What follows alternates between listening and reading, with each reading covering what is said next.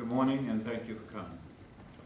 For some time, some might say too long, the everyday workings of the men and women of the Bermuda Police Service have been punctuated by the background noise of wage disputes and a divergence of views on some of the historical compensation issues unique to this uniformed service.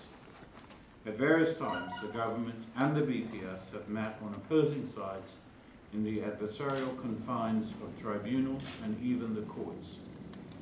While both strongly believing in the competing principles under discussion, the effort has occasionally diverted our attention from the real focus of our unified purpose: protecting Bermuda and her people and providing safe communities.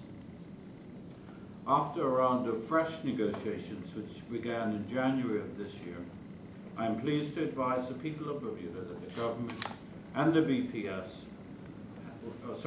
the Bermuda Police Association, representing the officers of the BPS, have reached a comprehensive agreement on those issues that have been outstanding between us. It will no doubt be recalled that the then Ministry of Public Safety and Housing appointed the Permanent Police Tribunal to hear the various arguments on the issues in November 2007. An award, largely ultra-virus, was made on the 11th of June 2008, and since that time we have been engaged in legal arguments in various forums. Today, I am pleased to confirm that all legal action between us has been discontinued. This includes the action before the Privy Council, which was to have been heard later this year. That action before the Privy Council was on the issue of the combined allowance and whether or not it is pensionable. I don't think the BPA will mind me saying that we are unlikely to ever agree on the point, but we are agreed that irrespective of the Privy Council's findings, the issue would not go away. Therefore, I can also advise that the combined allowance will be abolished as at the 1st of January 2010. For the purposes of this settlement, and from that date, the salary of a police officer will be taken to mean what we had referred to as the salary proper plus the combined allowance. Accordingly, also with effect from the 1st of January 2010, that salary will be pensionable, with equal matching contributions made by the employer and the employee to the superannuation fund. The award also set out pay increases for officers for the years 2005 to 2008 of 1.5% per year. Those amounts will also be paid to officers as required in equal installments of a 3-month period from April through June this year. I can confirm that this sum is budgeted and will cause no additional expense to the public purse. Perhaps the most positive aspect of today's announcement is the fact that in addition to disposing of those issues that have been outstanding, I am pleased to also announce that we have agreed a new wage contract for the period the 1st of October 2009 through the 30th of September 2013. In so doing, we are breaking new ground as the formula for the annual percentage increase is now founded in a higher degree of certainty that can sometimes be said of pay negotiations within the public service.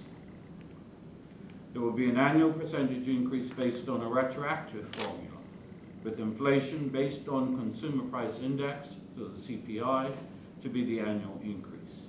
In the case of the years 2009, 2010, that is an increase of 1.8%, and for 2010-2011, an increase of 2.4%. Obviously, 2011-12 and 2012-13 will of course be awarded once those figures are known as calculated by the Department of Statistics. These terms and conditions have been endorsed by an overwhelming majority of the members of the BPA, and I should like to thank them for their willingness to put an end to these matters. I must also note that the contract negotiations reached to 2013 set a new paradigm in contract negotiations island-wide that I encouraged other unions to follow. With these issues resolved, no further valuable time and energy will be devoted to questions of money and wage increases. The certainty that this agreement brings is in the best interests of Bermuda, as it will permit the men and women of the Bermuda Police Service to focus squarely on the prevention and investigation of crime. As such, the leadership of the BPA and I will sign formal documents today giving effect to the agreements outlined above. Thank you.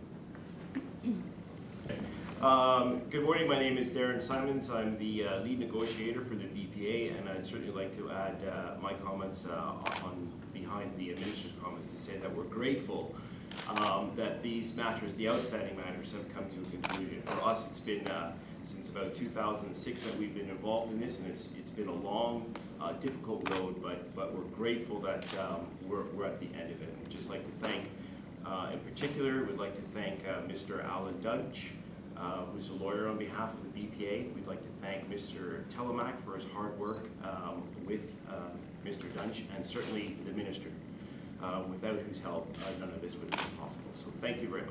Did it create tension and difficulties in the force itself?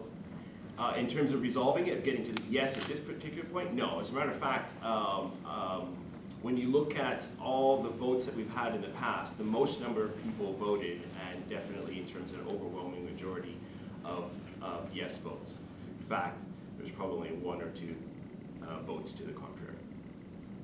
Can you explain how it got to this point and what this means for the average police officer in terms of what you wanted and what you now have?